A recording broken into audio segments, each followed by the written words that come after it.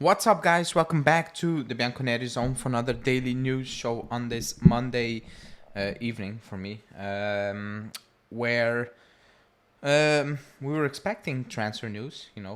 About 2 weeks ago, we were talking about now is the moment transfer news will come in, come more into play. Some journalists are pushing that transfer thing during this weird moment, and maybe they should, but we're gonna talk about why. But we're gonna talk about the media and the stories coming out, especially today. We're gonna discuss that. But before we get into it, please like the video, subscribe to the channel, and hit that bell notification as always.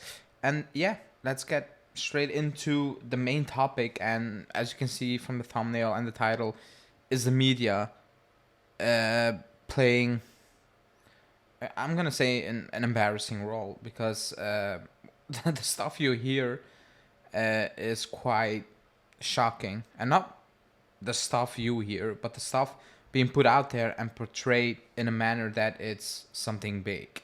So wake up, read the newspapers as always, and you see things as wiretap frame, phone calls, whatever, wiretaps about we were interested in Donnarumma, and I'm like, why is that in the newspaper? Like, why is that the focus? Or we were thinking about a McKennie and Van de Beek swap, or De Chilio, Danny Rose, and we valued him at 20 mil and all those things. I'm like, weird, that shouldn't be the focus of the day, in my opinion. Like, that shouldn't be the news being put out there, because there are wiretaps.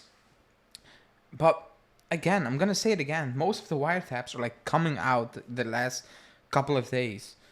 They show only one thing, and that's that Paratici messed up and he's an ass. Like, that's reality. That's what it shows, and that Agnelli allowed this to happen while he was, aware of where the money was going. That's the only thing that has been proven. The couple of days. Then you hear stories about, oh, they're looking into the Locatelli deal because it's too cheap, but also the bonuses don't make sense. So make your mind up. The bonuses are too easy to reach. So what is it? Is it too cheap? Is it too easy? Like, make your mind up. And even if it's the case, like, it's been portrayed, and on top of that looking into is already over. Like, they have looked into it, but it's being put out there with titles that it's like, oh, it's a big thing. And you read the story and you're like, okay, I think we overpaid for Locatelli, but yeah, like, we overpaid for a lot of players. A lot of clubs around the world are overpaying for players. We overpaid for, I like Bremer. We overpaid for Bremer.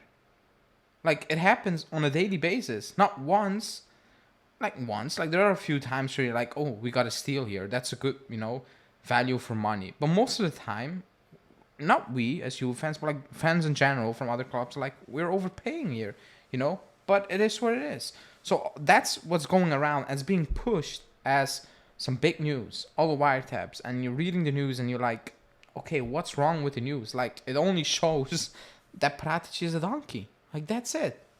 And the main thing, like the main story from the last couple of days, like the last 2 days, let's say 3 days, is the Ronaldo story, because that has been shambolic by one person in particular. That's one of the Gazzetta dello Sport.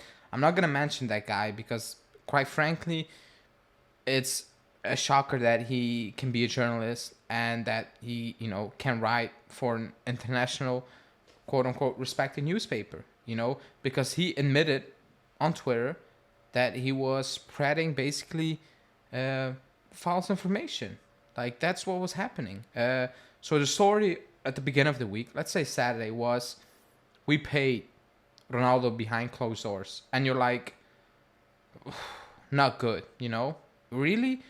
You have Arrivabene saying we owe Ronaldo absolutely no money at all. That's the main story.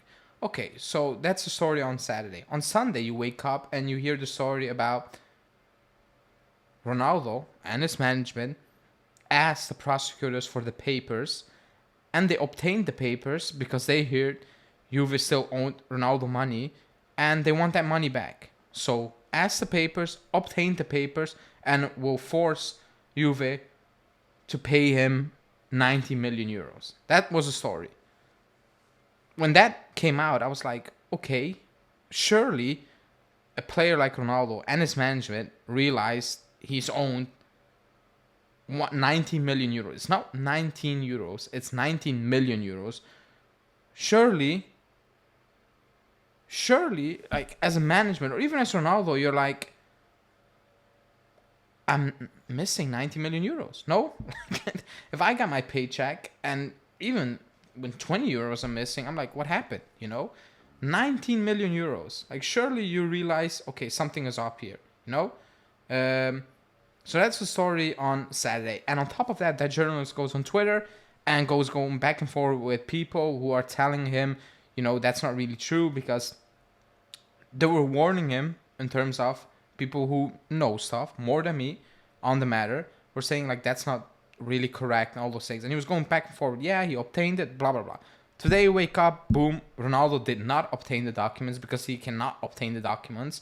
He's not, I do want to say that. Like, he doesn't have the authority to receive those documents. And I'm like, but yesterday the story was that he obtained those documents and he is gonna pursue with asking his money back.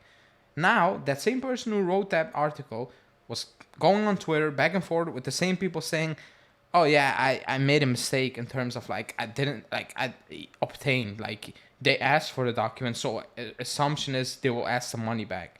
That's the situation at the moment. We have these people writing for big newspapers and they're getting away with it, and you have random journalists, random newspapers who, when you look them up, nobody reads it. Like, it's embarrassing. They're tweeting about Juve, tweeting at articles with misinformation, clickbait titles. When you read the article, you're like, what was the title again? Because like, I forgot. The title has nothing to do with the article, just for the sole purpose of clicks. Because if you scroll down and you see the general news they tweet out from a daily basis, it gets no interaction. And then you see, boom, a Juve tweet, 400 retweets and all those things. It gets interactions, clickbait, and keep it moving. And I'm actually, I fault because I tweet things out on the main account, which I shouldn't. And I'm not going to do it anymore unless it's solid news where you're like, okay, this is interesting. But other than that, I'm kind of at fault. I admit it, and I think I'm going to stop with it. Again, unless it's news where you're like, okay, that's weird, or that's very interesting that happened, or like, okay, we were speculating about a certain story and now it's been proven that it's actually happened, or like we were right at the time through wiretaps. That's the case. But that's the situation at the moment. We're gonna get misinformation, and you have people coming out like lawyers coming out, and the title is Juve can go to Serie B. Then you open and that's what the tweet says from a journalist, quote unquote journalist, an Inter fan, whatever. That's the tweet, and then underneath the tweet is the entire statement, and you're like, that's clickbait, because he said it could go to Serie B if it was proven that they couldn't, sign up for the league again in a season because of the things they have done, which is not true, which has already been proven that's not the case. So it's an absolute clickbait shit show what's going on, and other fans are eating it up. That's what's going on. But what the good thing about it is that you have Serie A owners who don't like us, people with high standards, like in certain positions, Serie A president, the league's president, the FA president, saying, stay calm, and no comment, because let's see. And people saying, others are maybe involved in terms of things will be coming out soon, so no comment. When it's an easy opportunity to jump on Juve, that makes you think, okay, something is more up here, because something is up. Like, let's not kid ourselves. But the way information is being, spread out there to the world is quite frankly shocking at this point. And I've actually, I'm part of it, because I tweeted some things out when I'm like, when all those things were coming out, I was tweeting it out because it was like, I was shocked. what was happening in terms of what Paratici was saying behind closed doors. And it's interesting because it's good to know how people think about each other and what was going on. But now in day 4 or 5, things are being put out there. Like every single wiretap is like a big news story. Like they're looking into Locatelli. It might be overpriced. I'm like, that's not a news story. Like, I don't know what you're looking into, and it's been put out there like something bad has happened. Um, so that's the situation at the moment. And it's a good thing that they're back in training tomorrow. Maybe the focus will shift a bit, you know, and not focus away, because like investigations will do their time, things will come out. But like, I'm happy when the league is back actually. But that's the case. Like, that's the situation at the moment, and you kind of need to deal with it at this point. But it's just shocking. Like, that's the reality. It's shocking. But that's it for today. So please like the video, subscribe to the channel, and we will see you back